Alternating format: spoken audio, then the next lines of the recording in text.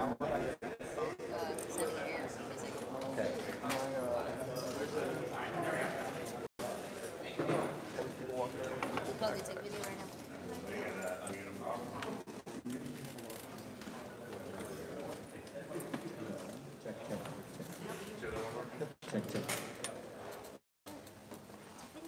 day, my EOS friends. It's such a pleasure to see you guys today. If everyone in the back can kind of fill it in, because we've got some fantastic stuff going on today.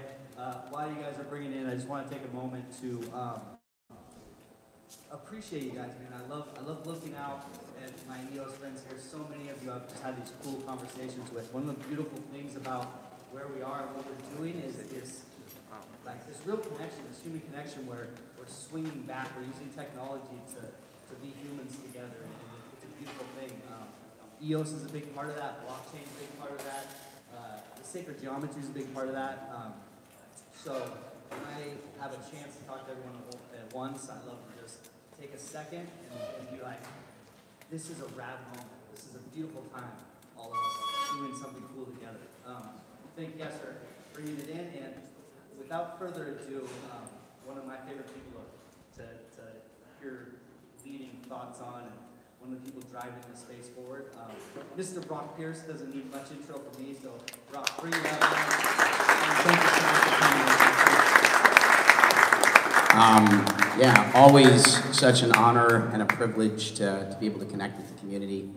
As I like to often state, these projects, what it is that we're building and all of its potential is, it's driven by the community. The community is what is going to determine the success of these projects, and it is a great privilege and a great honor for me to be able to introduce someone who's been instrumental to this project in ways that most don't even understand. And this is the first time that this individual will have connected directly with the community. His work prior to the development of EOS has been the symbolism, or the logo, which you've seen many times over, which is the Chestahedron. Most people probably don't know what that is, but here's an opportunity to connect with Frank. Historically, I think I'm the only person from the EOS community that had ever met him and been spending time with him, so this is the first time that the community gets to connect with Frank Chester. Please join me. And so we're going to talk, you can throw up that image. We're going to talk about a couple of things here, but because you often get a chance to hear from me, and I can talk to you about all sorts of stuff for hours on end, and there'll be plenty of those, but today we get the opportunity to connect with Frank, so I'm going to just be facilitating that conversation more than anything else. But I want to start with, how many of you are familiar with sacred geometry? This is something where most people don't understand this because it's kind of, it's a mystical thing. It's a secret thing that you're not supposed to be aware of.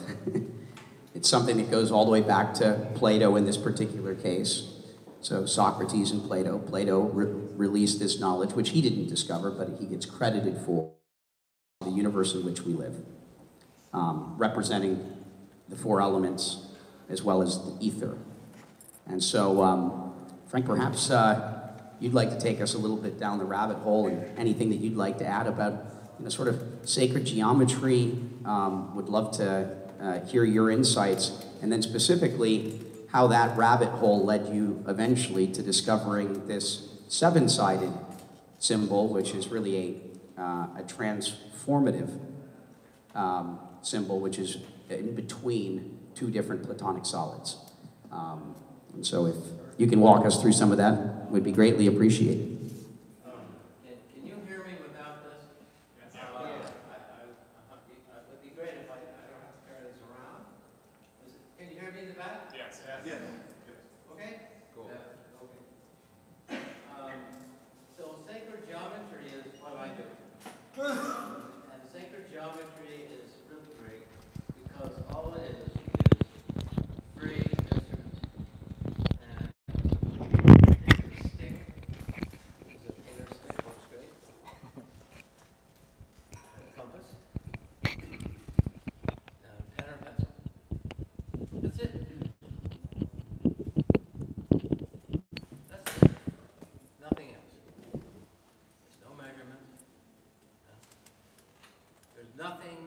frustrate you because you have problems with math. This has nothing to do with trigonometry, it has nothing to do with algebra, it has nothing to do with any of the mathematical fields, okay, doesn't touch this area. It touches this area after it comes in. So I found this form, okay, with these. And what this is all about is, this is an artistic discovery. This isn't anything to do with science. Science could not have found the seven-sided form. Any mathematician would have never been able to find it, or it would have been here already. It hasn't. Mathematics cannot lead to this, only art.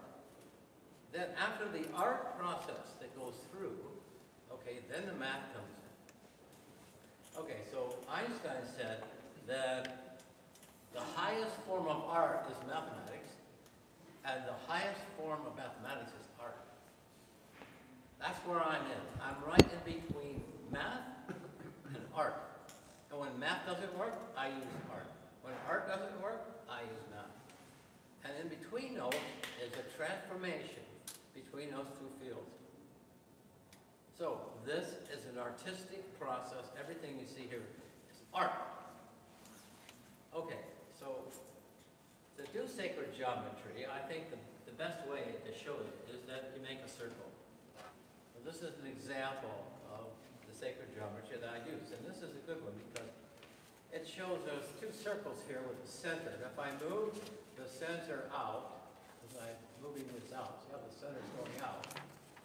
Okay, and when I get to the periphery, the center of the periphery of both of them, so that the center is in the periphery of this one and in the periphery of this one, I get a red line.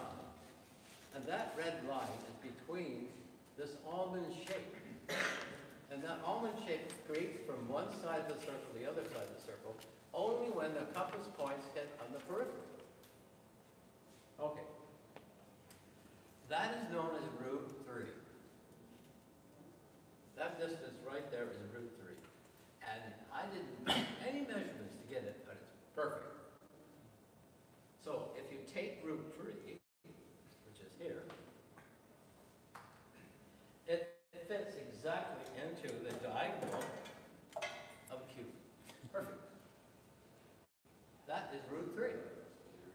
Three-dimensional. Absolutely perfect. No measurement. Okay. The Chestahedron sits in a cube exactly at root 3. From this diagonal right here, it fits in perfect. And this Chestahedron will fit into a cube. Now I have 7 sides that fit into 6-sided cube at the top. Can you do that?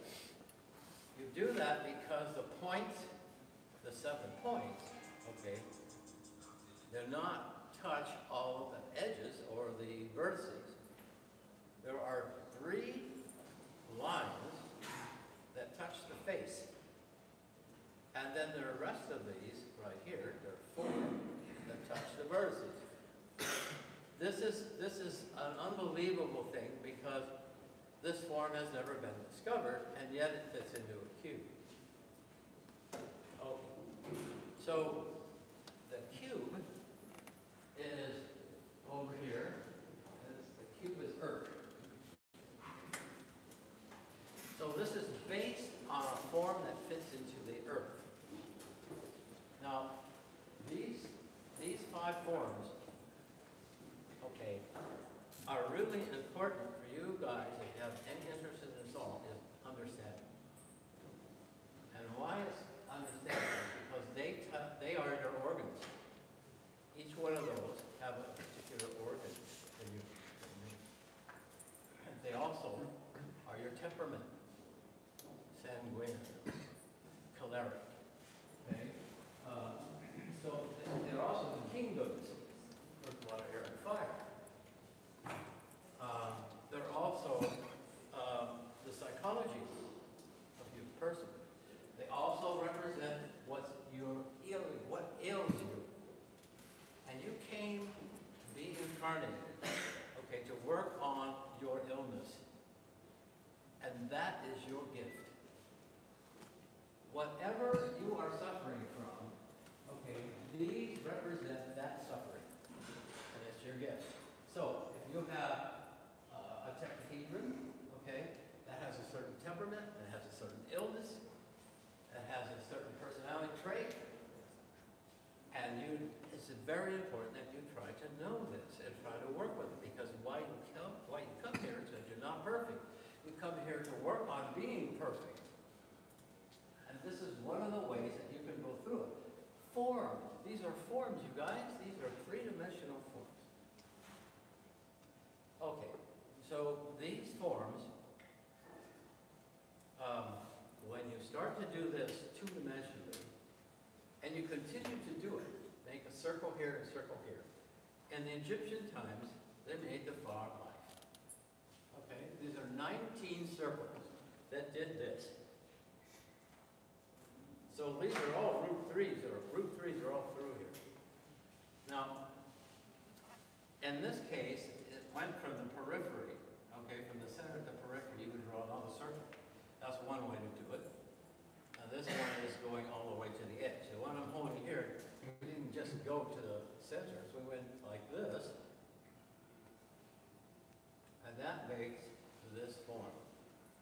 This is the oldest recognized, important, and energetic design ever. And it's the oldest.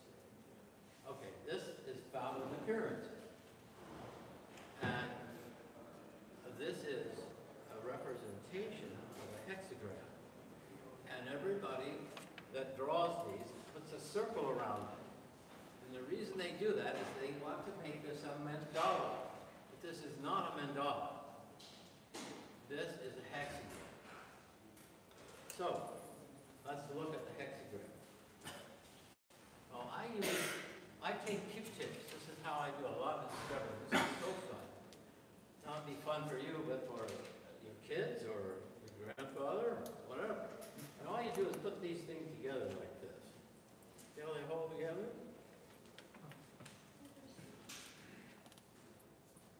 Well, I'm going to put 6 of them in here. And I make the hexagram because I want to show you something about the hexagram that's interesting. And this, okay, this particular form, okay, is, I'll stick real good, but I got one here that's already stuck. Here, there's the hexagram. Okay, but I still need to do some things because I need to go to the center of this.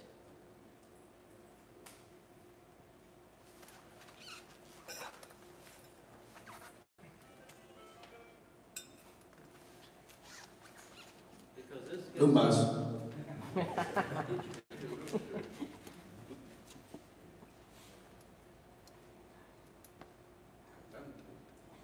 So,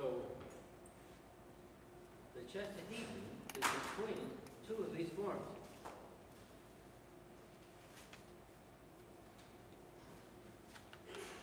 Okay.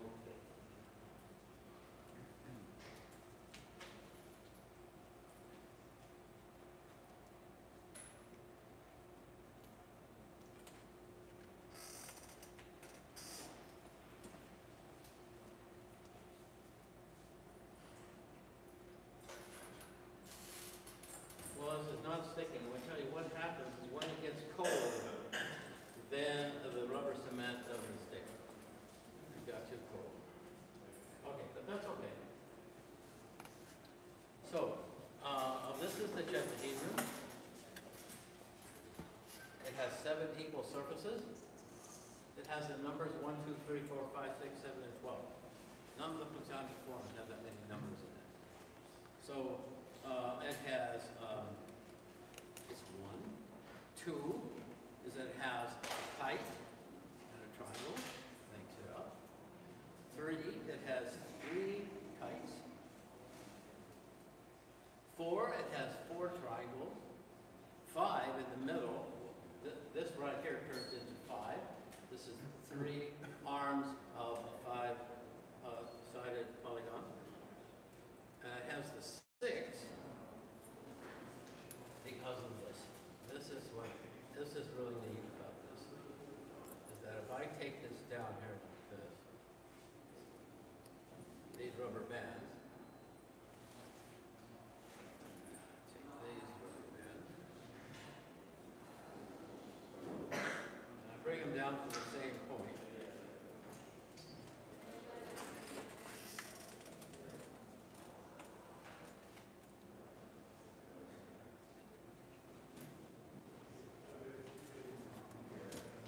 That makes a perfect six-pointed star. Right in the middle of the Chestahedron. Of course, that's this. It's the hexagram.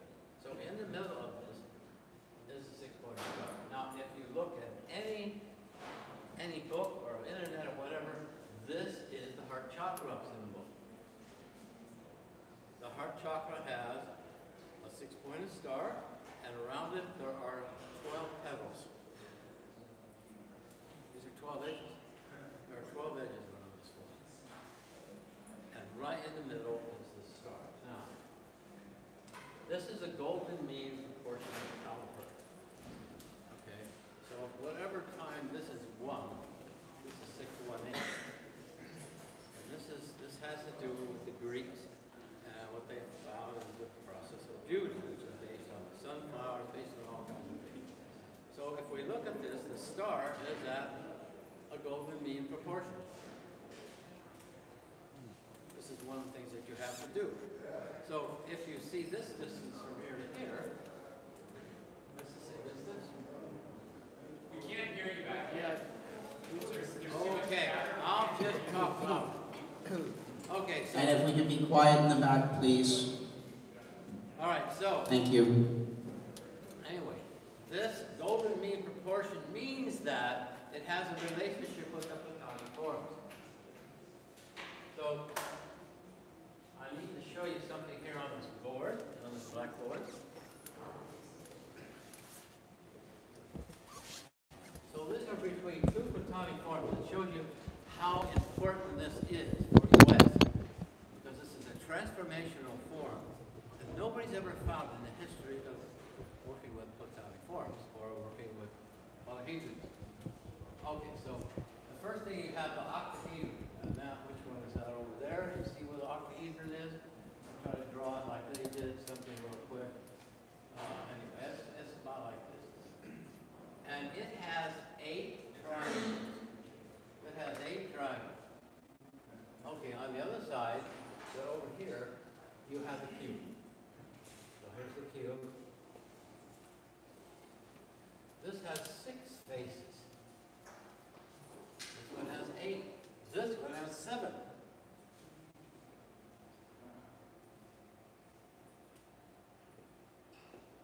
What's between these two? Well, another thing that's interesting, that these boundary lines, or just the edges, there are 12 in the cube. And the octahedron, how many boundary lines are 12. And how many boundary lines here? 12. And this is a transitional form. This is one that's changing either in this direction or this direction. And remember, these have particular qualities, okay, that you have to try to balance. And this is what this is. This is a balanced form.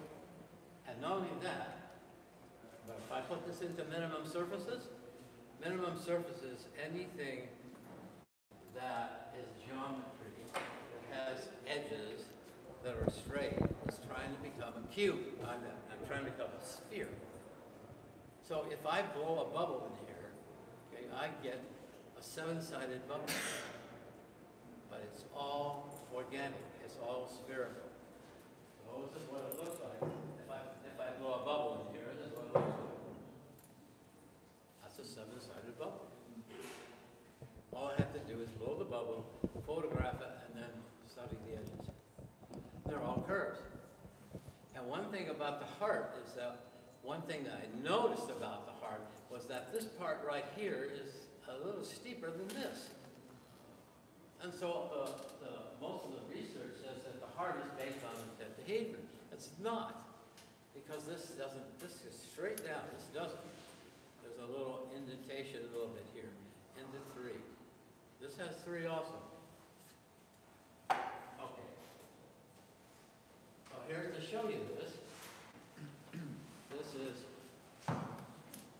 right and left ventricle. This is the left ventricle. I cut the right off. This is what it looks like. And this is what the form looks like. So even the heart that you see on the internet is so similar to this bubble that I knew I had something. But I really didn't know until I saw this. And this is from Egypt.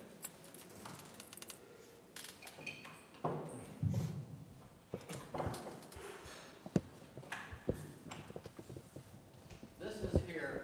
When I saw this, I couldn't believe it. The first thing was that I went to look at the flower of life because I realized in the flower of life the Chestahedron is in it. And the reason I found it, when I was looking for it, and I saw this.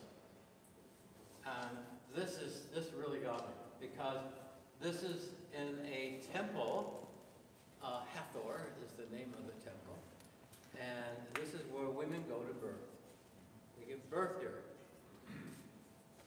Well, this is a princess up here, Princess Newt. There's her face.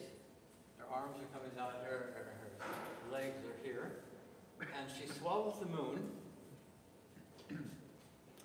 9 months later, she gives birth to the sun. And then all of this coming down here. All of this. And you can see that those are bells. And this is the Chestahedron. When you spin it, it turns into a bell.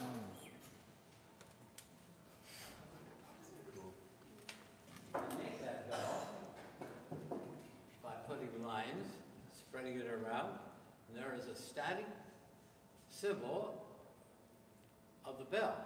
And when I showed this to a Russian bell expert, I showed it to him, and he said, well, what is that? I said, well, it's the shape I found of the bell. And he says, well, where did it come from? And I said, well, it came from this. I showed it to him. And he just about fell off his chair. And I said, well, why is that? What's wrong? Something wrong I did here? He said, no, he says, we make, the Russians make the best bell. And they're the oldest making the bell. Look at this guy putting his head. And I said, well, how did they do it? He says, trial and error. We've never known the geometry behind the bell ever. They don't know. There it is. So, here's this bell. You saw it. You can see, look.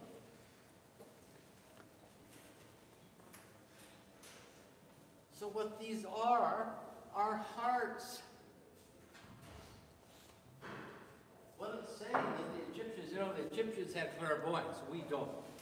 The Egyptians had clairvoyance, and we lost clairvoyance because we needed to develop it on our own.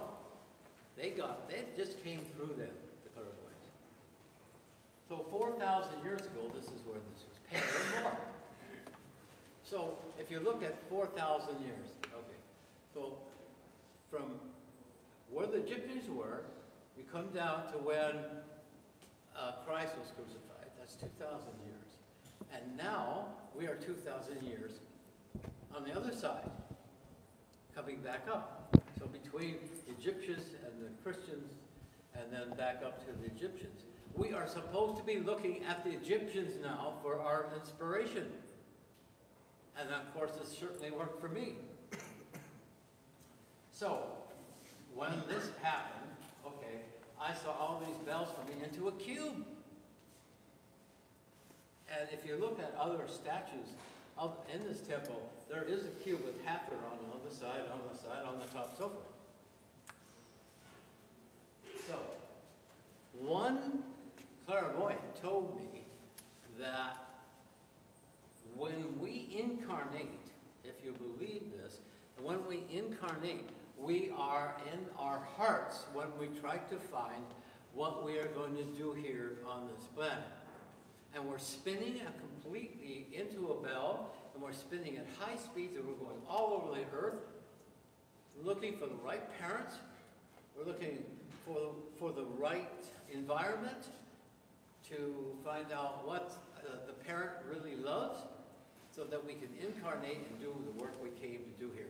And every single person in here came here to do something. Everyone, including me.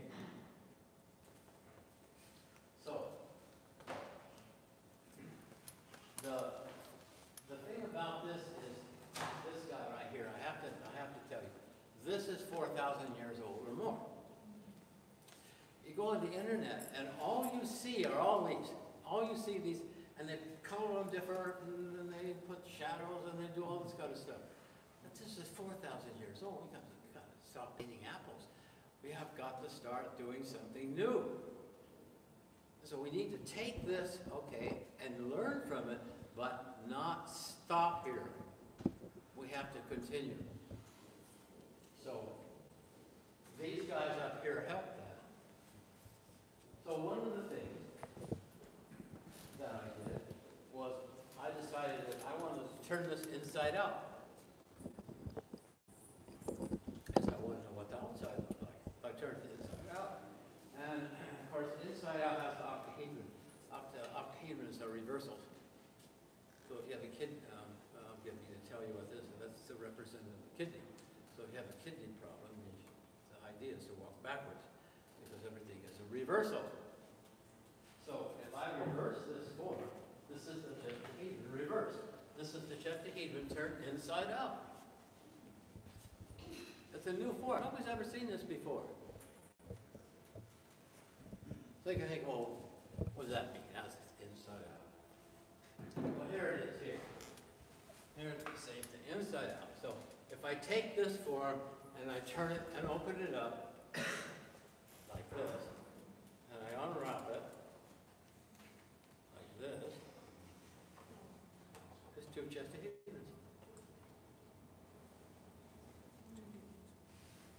So I figured out how to turn it inside out. Now I can turn any of these things inside out, because this one was a tough one. And this one, of course, is here. So I put in edges only.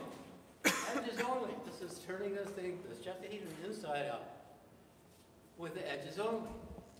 So to make sure this is as lawful and that this is in BS, and they should be able to see the bell in here.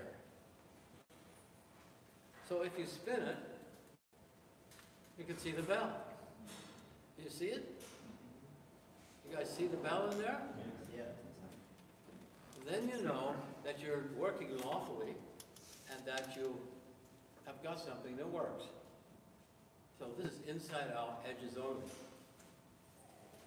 Now the cube is really important, and one of the important parts here is a guy in Switzerland was told to turn this into an inversion. So what he did is he took this part out of the cube, and then he took this part out of the cube, and then this is an inversion. Look what this does.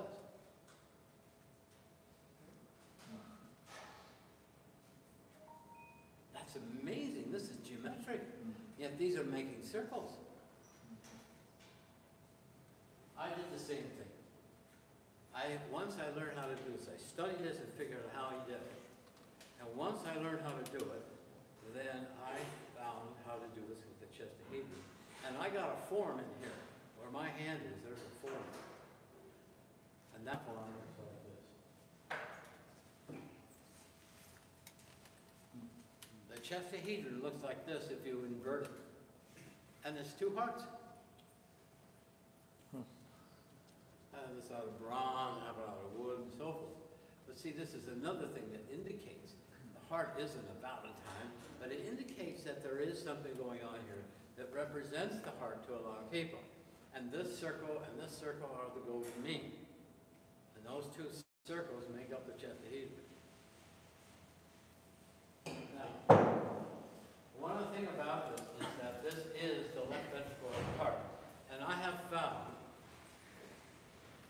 that congestive heart failure relates to this form. So this is congestive heart failure right here. And this is the Chestahedron, and it's bowed out. Here's the triangles. And it's getting to be more like a basketball. And that's what the doctors call congestive heart failure, when the heart represents a sphere. Okay. So what this means is that this is trying to become a cube again. The Chestahedron will turn into a cube if you completely expand it. And what happens is that the mitral valve right here gets too small. Whereas in the Chestahedron, you can see that mitral valve is pretty big. But it's getting smaller. So this basically means that we, or the person, has to identify congestive heart failure that's like this. It means that it's becoming too materialistic. And that means it's becoming a cube. And a cube is Earth. And a cube has been incarnated, extremely, extremely dense. It's the densest of the form. So this means here that this person is getting too involved in the cube. So the cube has a personality. People who are cube people like to smoke.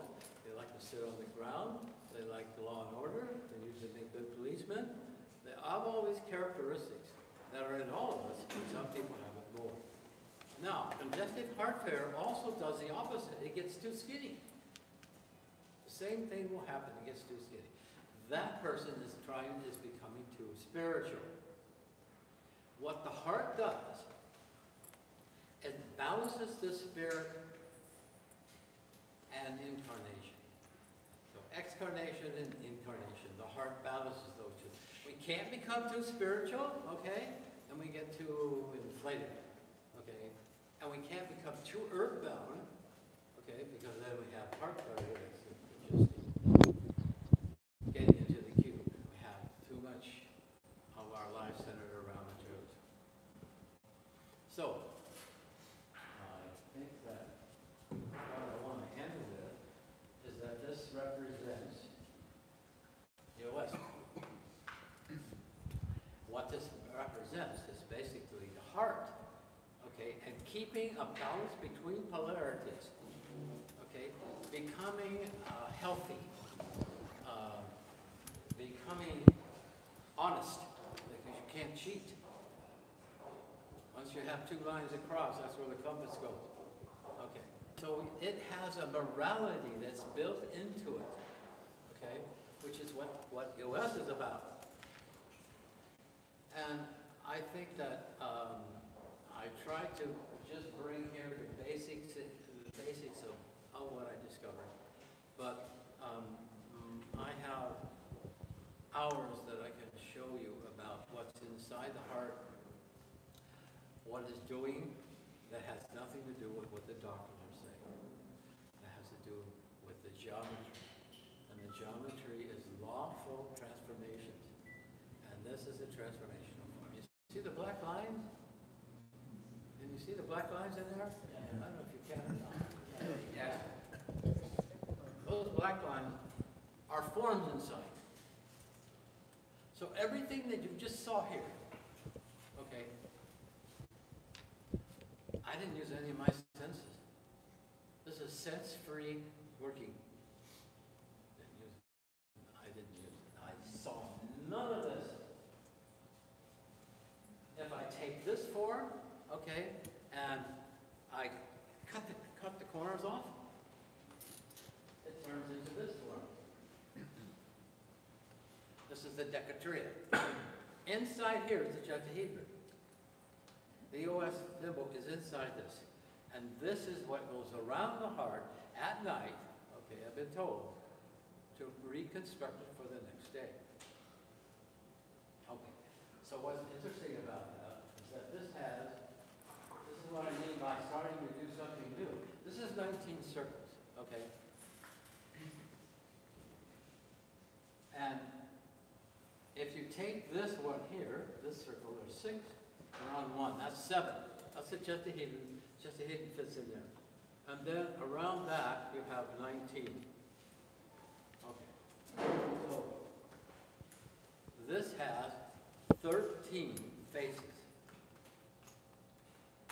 And 19 lines, borders, edges. That's what this has. There's 19 circles here.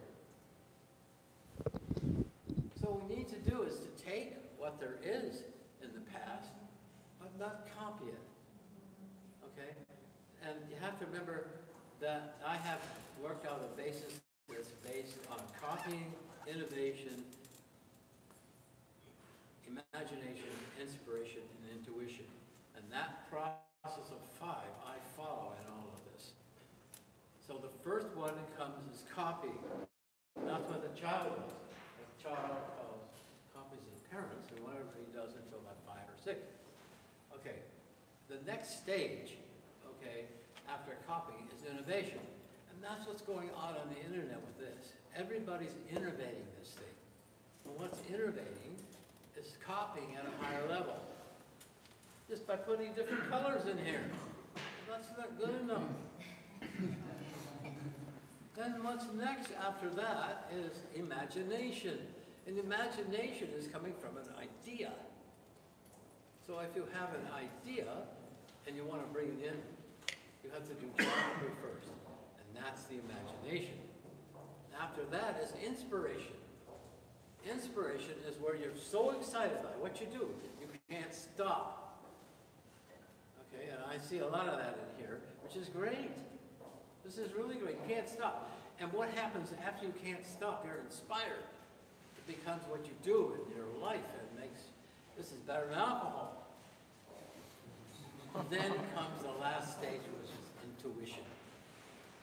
And intuition is where you get help from the outside. You get help across the threshold to understand and be able to do things you can't do here. And why are all this is being done is because what is across the threshold, when we go across the threshold, we can't do this. We can only do it here. So if you don't take what you have got here on Earth and you go across, you're not going to be able to do anything over there. Only here. This is the only place you can develop, the only place you can transform yourself. So I think it's really fortunate that you will listen to this, and I have an example to show you of what I found. So EOS, thank you very much. Thank you, Frank.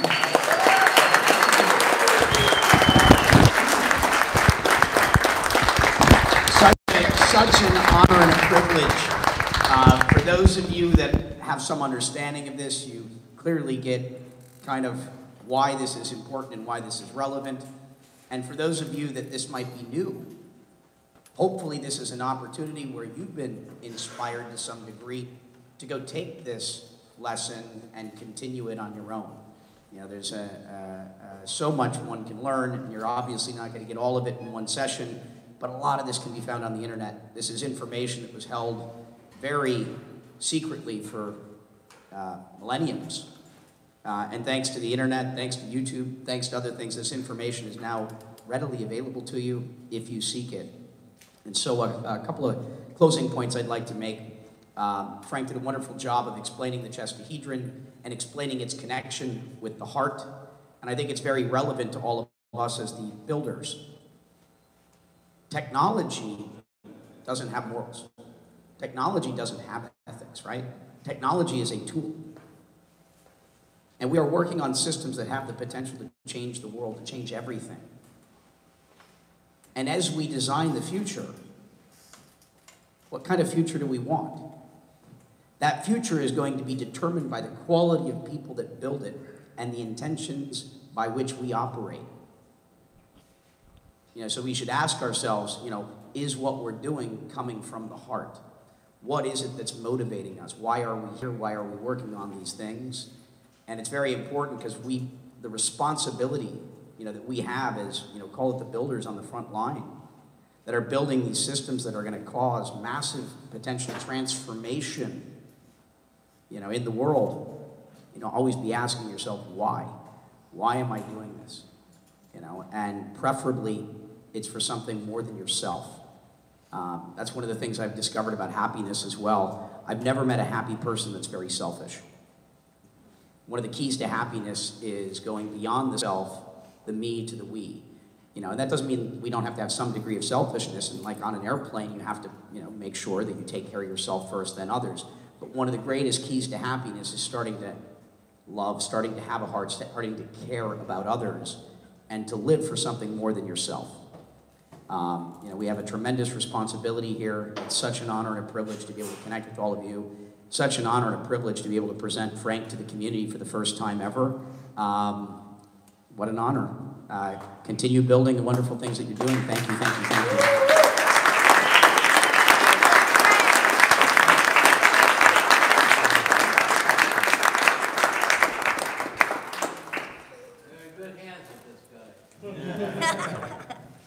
Thank you guys so much. So the next thing we're going to do, we're going to take this inspiration that he talked about. We're going to take this community that we talked about, and we're going to split up into conference. So next door we have 4 whiteboards. How this works is we're going to break into groups: community, tech, tokenomics, dApps. We're going to get together, talk about ideas of how to push the EOS community forward, how to create, how to, like he was saying with the sacred geometry here, we're not trying to copy, we're trying to actually have some inspiration and create something new. So let's take this inspiration just around the corner here. We'll have, again, I'm going to write on the boards there, but we're going to have community, tech, tokenomics, and dApps. So come bring your ideas, share them.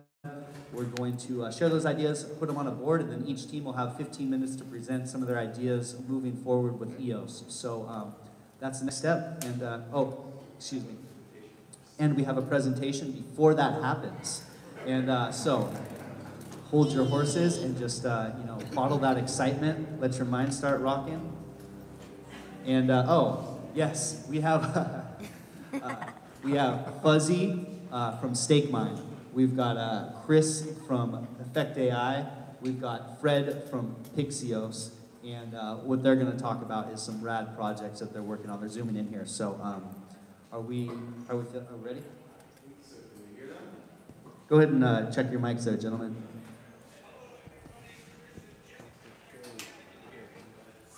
Chris and Jesse from Effect.ai. And we're connecting them right now. It's good to see you again, Chris. If you guys don't know Chris at Effect.ai, their team just came over from the Neo blockchain. They were one of the biggest projects on the Neo blockchain. So and now they're part of EOS building. Pixeos is an art NFT on the blockchain platform. If anyone hasn't used Pixeos, that's actually one of my favorite dApps to play around on right now on the EOS blockchain. Fuzzy's got Stakemining going, and if you haven't looked into Stakemining, it's a cool project that's also going on the EOS blockchain.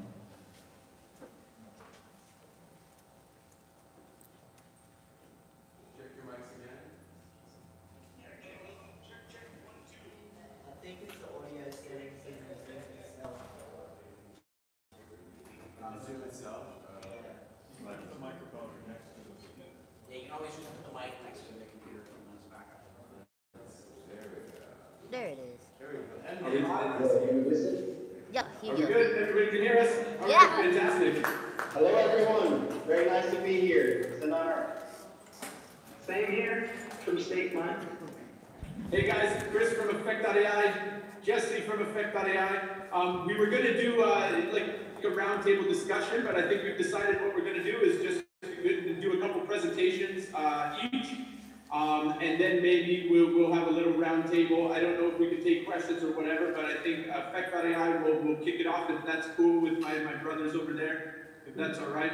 So we're going to share a screen. We just want to introduce who we are as a project and what we're trying to accomplish here. So we'll get started with the share screen. Bada bing. Oh, we're showing off. Thank you already. Can you guys see the screen? Yeah. All right, start the presentation. Let's go. 3, 2, 1. We're at the brink of a new technology. Some are calling it the 4th Industrial Revolution. That technology is artificial intelligence. And of course blockchain, but we're talking about AI right now. AI is forecasted to be a $16.2 trillion global economy by the year 2030. But if development continues in the way that it's going, that 16.2 trillion and the power of the most defining technology of our time is going to be held in the hands of a select few large corporate entities. And if you ask my boy, Elon Musk, he'll be the first to tell you the ramifications of leaving it in the hands of those dickheads. We've all seen the movie Terminator. Let's make sure that we're on the right side. We don't need another Skynet. So Effect.ai is building out a decentralized, democratic, and open, we skipped ahead there. An open network for artificial intelligence development.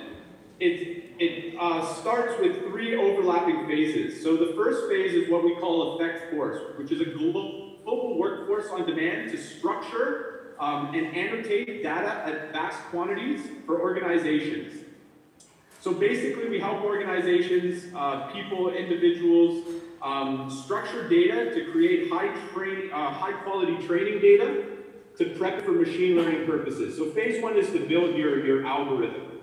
Our second phase is called the Effect Smart Market. So essentially an app store, a marketplace for algorithms and AI-related services. So peer-to-peer, you can offer up or buy algorithms that fit your needs. So again, first phase is to build it, and then the second phase is to monetize it or buy into a product that you need. The third phase is what we call Effect Power, and that's distributed compute. So what you need to actually run deep learning frameworks. So anybody can pull their additional CPU, GPU, and people can draw from that to actually run their algorithms. So essentially the 3 phases go, you build it, you can monetize it, and then you can actually run it. So it's a very long-term project that we're putting together. I'm going to give the floor over to our CTO, Chesky, to kind of explain more about the first phase, because we're excited to tell you that it's fully built out and functional, and he's going to give you some stats and some overview. So our first platform, Effect Force, is used to create high quality and large quantities of data sets for companies and individuals. So any company can use this data to create high quality algorithms. They can also use this data to automate business processes or create business intelligence. And how we do this is we use a global human workforce to annotate and structure data. So we bring back the human element into AI. We currently have a workforce in over 90 different countries across the globe. So that makes us pretty unique compared to competitors, using technology like blockchain to achieve decentralization. So we're not reliable on banking systems or any complicated financial structures. We can do direct payouts from smart contracts to these workers while they're annotating data for companies. Because we're so spread out over the world, this gives us a very broad skill set in the workforce. So they speak many different languages and they come from many different cultures. And this is many unique features for companies that need data. Currently, we've been around for around 9 months with the platform. And like I said, we have over 2,000 workers active from over 90 different countries. And we already did 2 million data annotations on the platform. So that's the current state. We're growing more and more. And so if you have anybody or know any company that needs data annotations, we're operational and we can serve a wide variety of different tasks. Some examples are of data annotations, sentiment analysis. This is one of the big ones. So sentiment, especially in pieces of text in social media like Twitter or Facebook feeds, is a very hard thing for computers to analyze because there's many subtle elements in these. There's pictures, there can be ambiguities, there's emotion in this text that are often overlooked by algorithms. But a human can immediately spot in a piece of text what it's about, what's the sentiment. And this is valuable information that can be used for marketing campaigns, it can be used for training AI algorithms. So sentiment analysis is a big topic in microtasking. Other types of tasks are, for example, car damage annotations, or basically bounding box annotations in images. These can be used to localize objects in pictures. We work together with the Singapore government in annotating satellite images. We work together with insurance companies in annotating cars. So these are basically drawing rectangles from images. We have video classification, so analyzing and annotating pieces of video. Very important for any big content platform like YouTube or Netflix to train their algorithms and identify certain fragments of video. Other type of stuff is pixel annotation. It's the most detailed type of annotation you can perform on an image, labeling every pixel, exactly detailing what is going on there. And image classification is another standard one where you basically just describe what's happening in an image. What do you see? What are the topics? I will now give it back to Chris. He will tell you something about a great partnership you have going on. So maybe some of that was a bit over your head. Probably not, because a lot of this is very simple. So data annotations are very simple in most cases. They're very simple for humans to do, but it's still incredibly hard for computers to figure out. So because of this, and using a decentralized cryptocurrency, EFX, which is our native currency, we're able to give this type of work out to anybody on the globe. So really early on in the project, we realized that we can touch the lives of several people across the globe with this platform, because almost anybody can do this. So what we did immediately, or at least what I did with the team, is I went over to the country of Georgia and I talked to the United Nations about what we were accomplishing and what we were doing.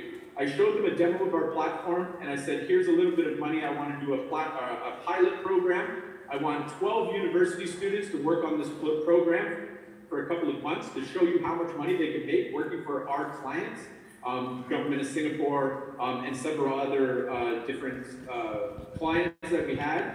The pilot was incredibly successful.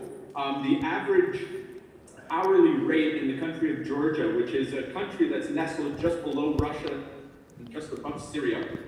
It actually is a fantastic country, but it's still a developing country, and the wages on average are about $2 an hour. We were able to accomplish much higher than $2 an average paying these workers.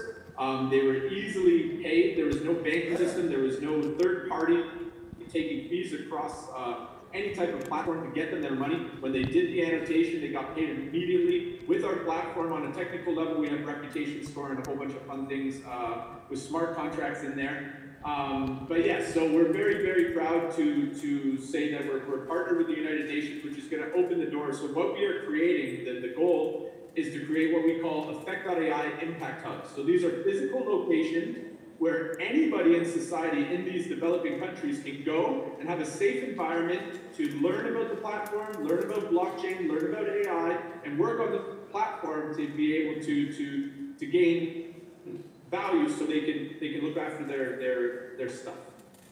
So that's Effect Force. That's our first phase. We're rolling it out really fast.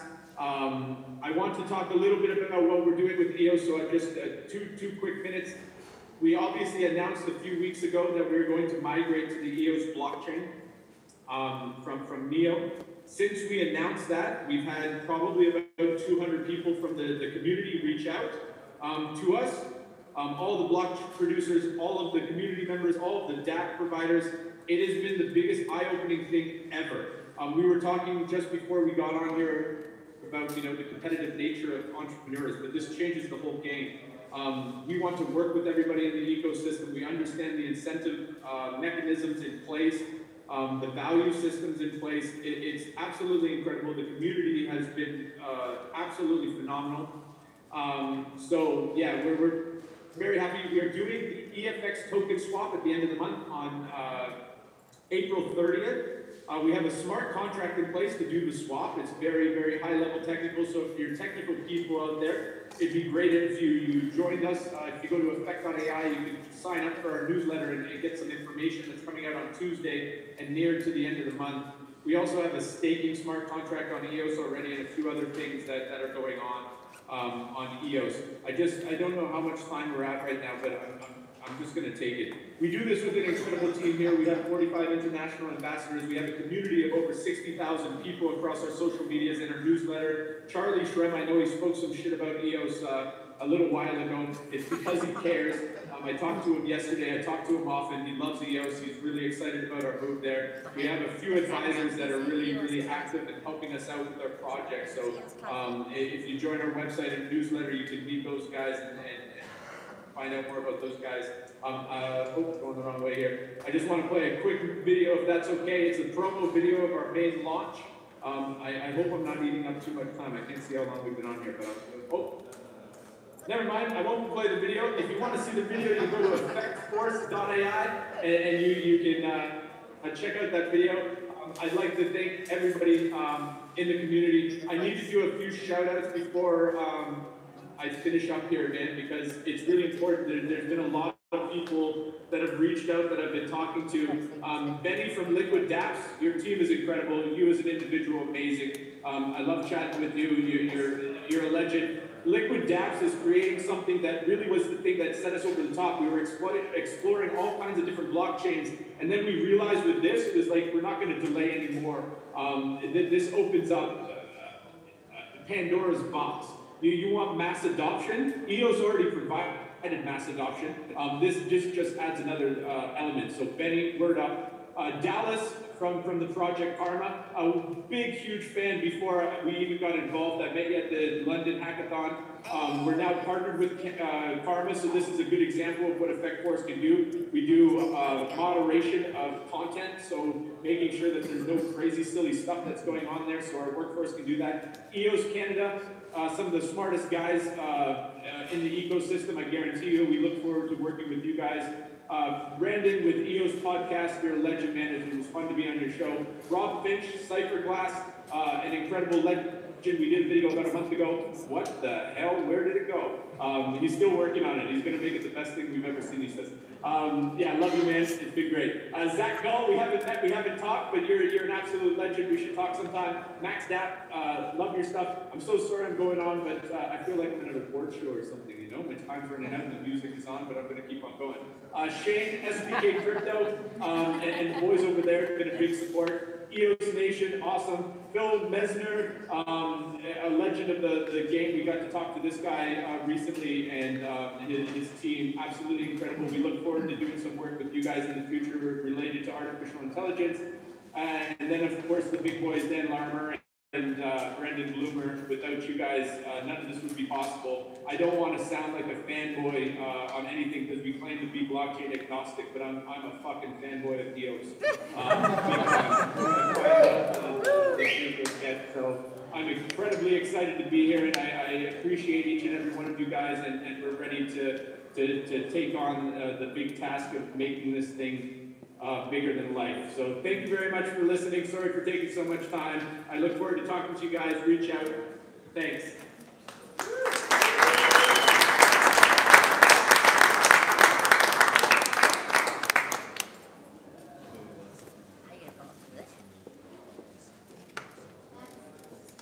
Next.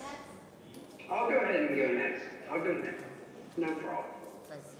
So let me go ahead. I'm just going to go ahead and start sharing my screen. First off, my name is Fuzzy, aka Justin Fondries. I have been in crypto since the beginning of Bitcoin. Was there with Dan and them founded Beyond Bitcoin, which kind of led to the Depot's run that we're in today. And I've spent a lot of time working out a lot of the issues that we deal with in cryptocurrency in general. One of the big ones is protecting users. And one of the best ways that I've found to protect users is to find elegant solutions that help create win-win solutions for everyone. So with that said, I'm going to go ahead and I'm going to give you guys a quick little presentation that we compiled on Stakemining, which was actually created for the specific reason of trying to give people an opportunity to leverage their EOS in a very unique way that protects them from losing it and also enables them to seed fund with their resources various dApps in the ecosystem in a very low-risk way. We feel like it's really important, so I'm going to go ahead and I'm going to start this real quick. Got to have a sound effect. Let's see here. I think this is it. There we go. Share. Well, first we'll start on the right slide. Okay. So Stakemining is an IBO ecosystem. What is IBO? IBO is initial bandwidth. right? For a long time, I've sat here and I've watched as numerous different projects or ideas, I should say, would come online with wonderful white papers, would have a beautiful website where you would go to read about the wonderful project that was going to exist someday in the future, and give you an easier way of going in, spending money to them to help them build the project, and in return get some tokens that hopefully would have value in the future. Now, obviously, most of them tend to not work. They're either frauds or they don't work in general. Everybody who's been around for a moment will be quite aware of the BitConnect guy. He's become like a famous meme. I even have a gift of him like rocketing off to Mars, which is one of my favorite ones when I show people the ridiculousness of it. And the reason why I point this one out is it's probably one of the most salient points that we can show for why people should be very concerned about making sure that we have virtuous systems to help protect users. In this particular scam, $2.6 billion were pretty much lost by the people who were participating in this bullshitting. Now, obviously, if you don't know about BitConnect, you probably are kind of a newbie to this space, but if you are not familiar with it, there are a number of different projects out there. This one's a good one to research, but this one is one of the prime use cases, or cases that I like to point to when we're talking about scams and cryptocurrency. A lot of people lose a lot of money, and as a matter of fact, over 80% of the cryptocurrency ICOs have turned out to be scams, according to a SATIS study, which we won't get too deep into, but suffice to say, if 95% of businesses fail in the real world, probably going to be somewhere close to that in the crypto space too, right? So why should we make people risk going through these ICOs if there's a high chance of them being a scam or not even having a product, which is the standard at this point? The risk of this, of course, is going to be that users who buy into them are going to beg for heavy-handed regulations, right? They're going to want the industry to be more regulated as opposed to less regulated, which then, of course, incentivizes us to start working against some of the principles that we originally came into crypto to push, right? And to support and to show people that we can do something better.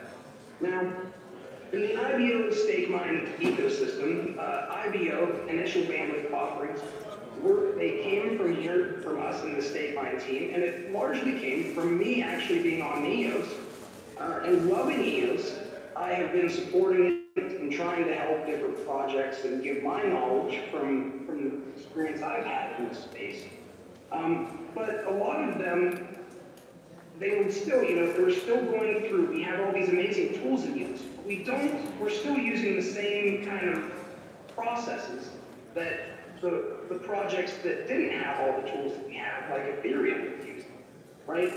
And the reason why I say that is not against Ethereum. It's more just to tell people, because there have been a lot of people who've lost a lot of money. A lot of money that they, some people put their mortgages, which I don't advise doing, but some people would mortgage their house to buy into different dApps and lose everything. And I appeal to everybody that that is not how we reach mass adoption.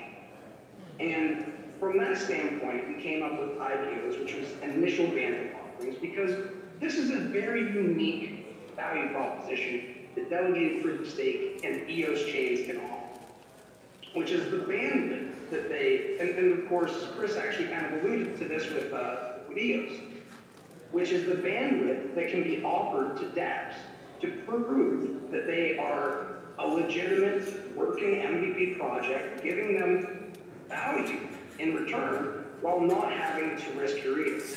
So how does that work?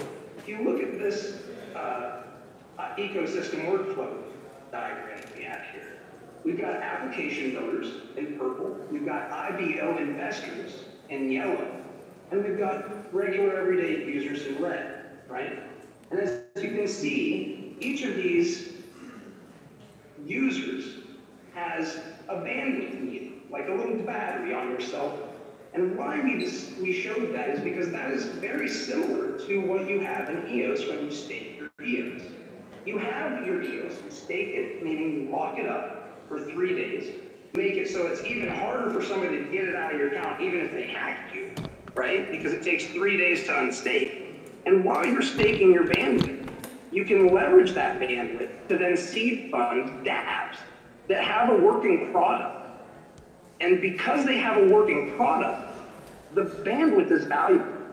If they didn't have a working product, it becomes a lot less valuable, right?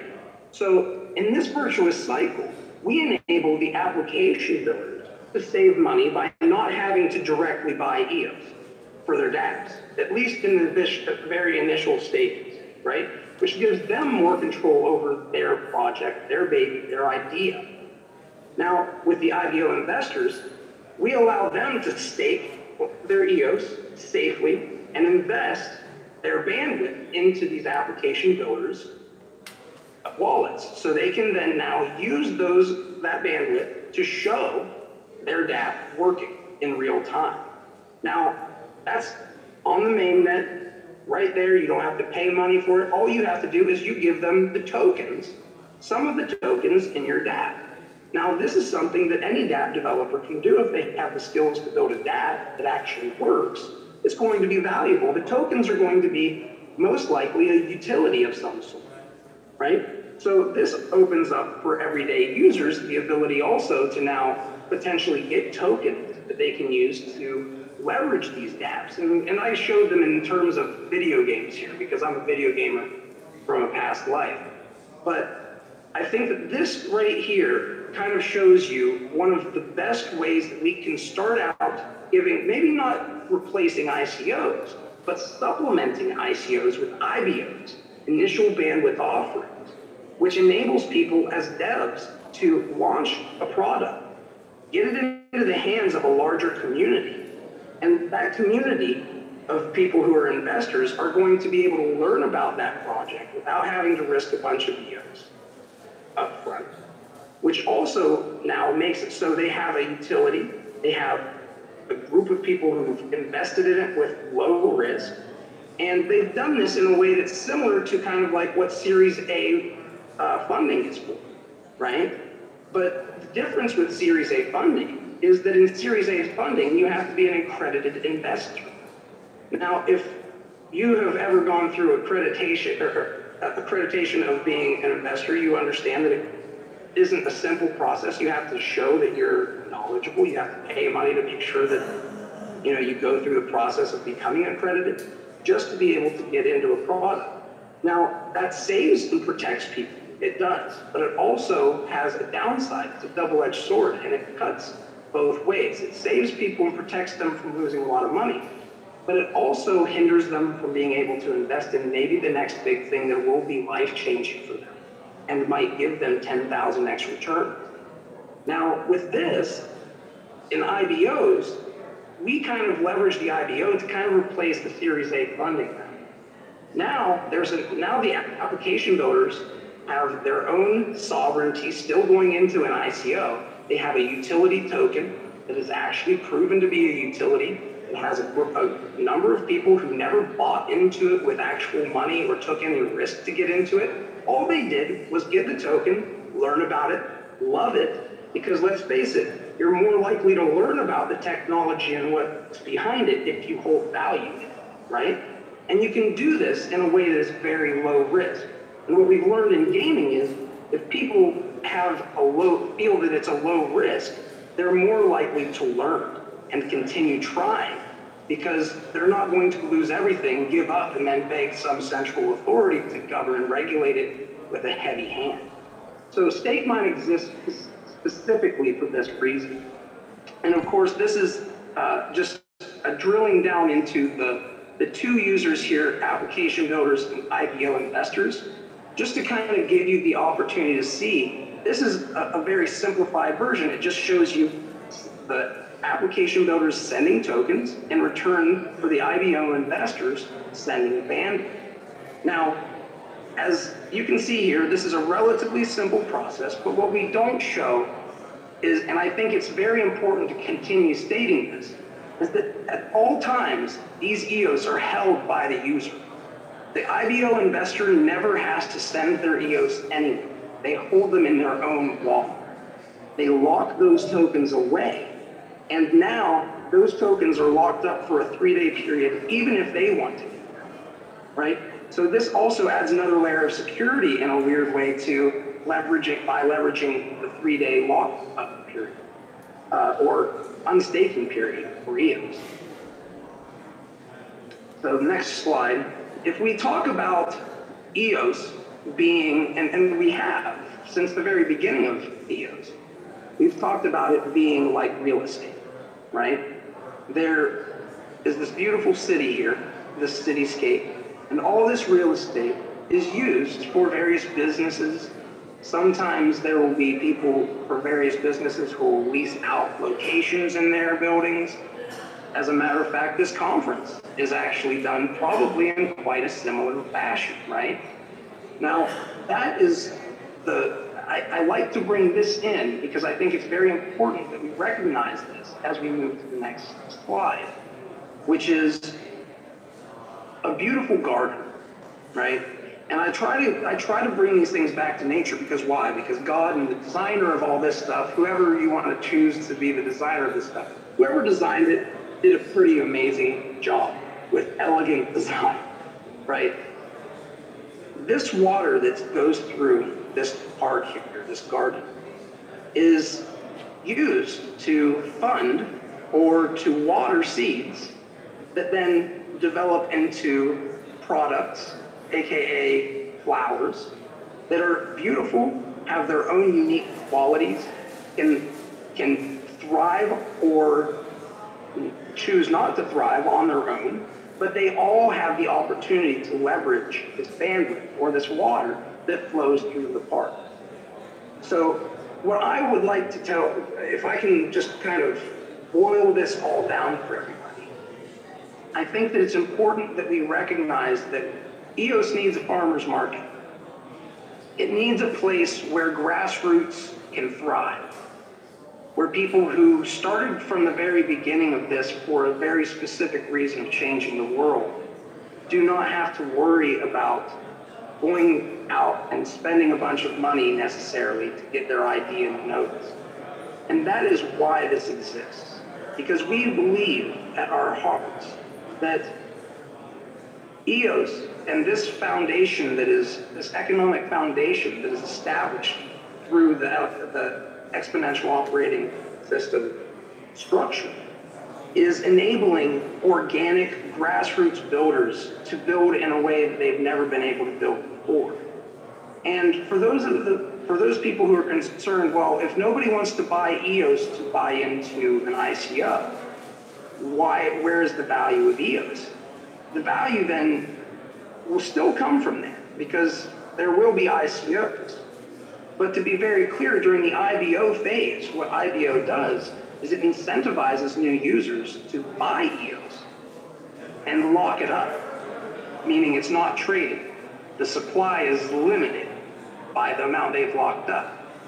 And if we can do two things, get more people to lock up EOS while supporting dApps that drive demand for bandwidth on EOS, we're going to create more incentive for people to not only lock up their EOS, but buy more EOS and lock it up so they can get into IBOs and new dApps with very low risk.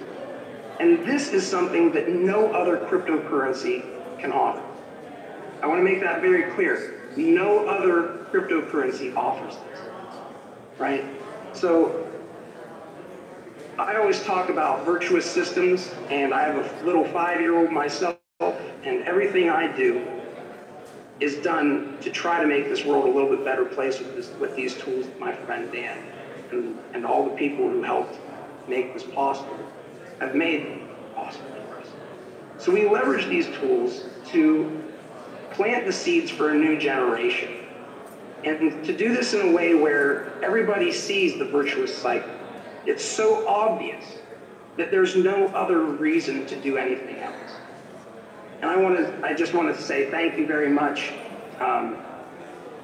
I am Justin Fonders, aka Fuzzy from Stakemining.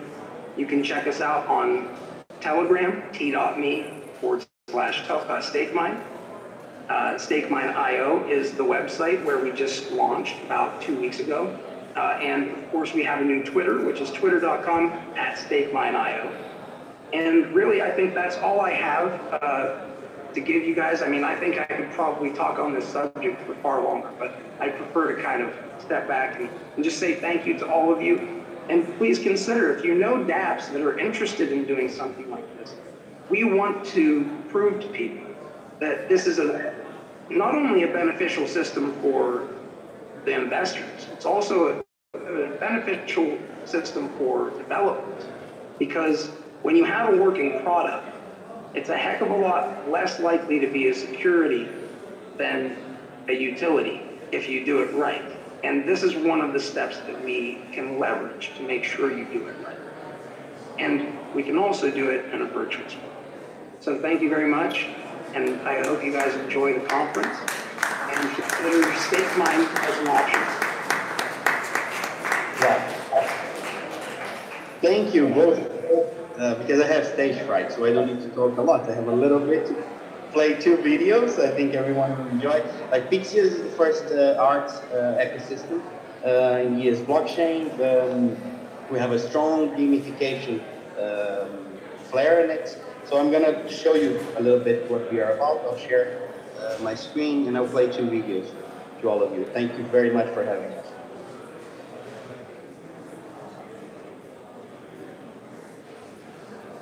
As internet culture and the digital age continue to grow and expand, more and more of our communication is done through of online art. How many times a day are you sending gifts and memes to your friends and family?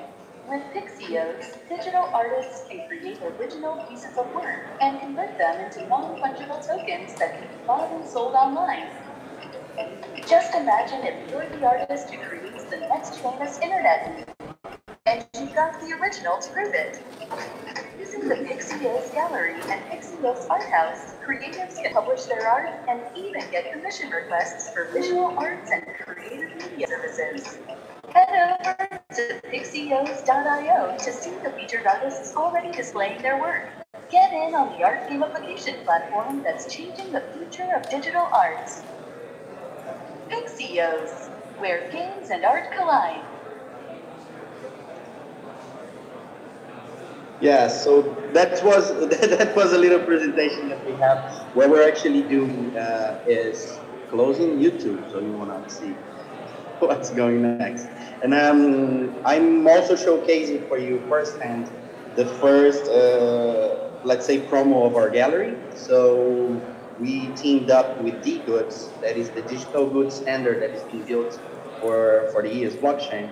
And we took over the arts part of it. So what we have right now in Pixeos is amazing, like the community support. So we have an amazing community of artists and a collective that is already preparing to launch their artworks in the gallery. And we have a bunch of other projects like out there made for the community, because we also always had the community in mind. We wanted Pixeos to be seen as a cool project for everyone, not only for blockchain or crypto investors. So we believe that adoption is everything. We've been building Pixeos for the people to use and for the people to enjoy. Like if you join our community, you have this feeling, you have this flair. We're 100% turned to the community. So I'll just play this video for you guys to see about our upcoming gallery.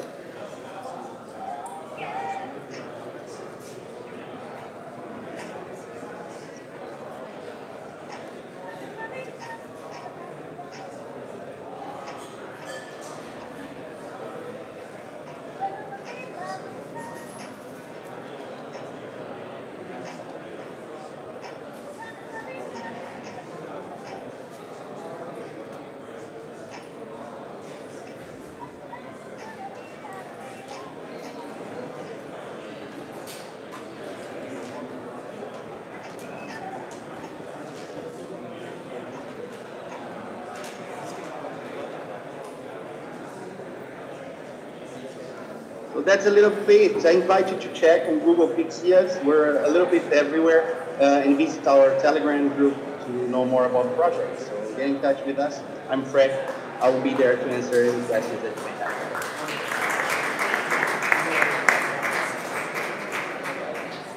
Yes.